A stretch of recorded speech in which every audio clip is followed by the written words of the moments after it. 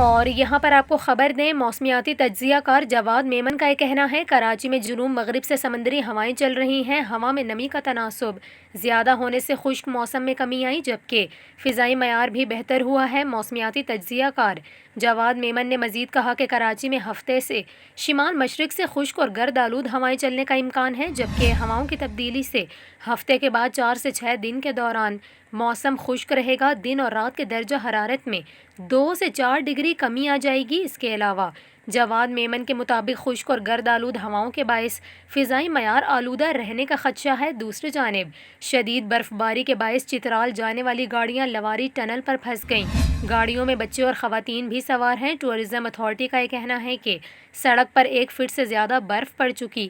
حکام کے مطابق لینڈ سلائیڈنگ کی وجہ سے ٹریفک معطل ہے، جبکہ برف ہٹانے کی کوششیں کر رہے ہیں۔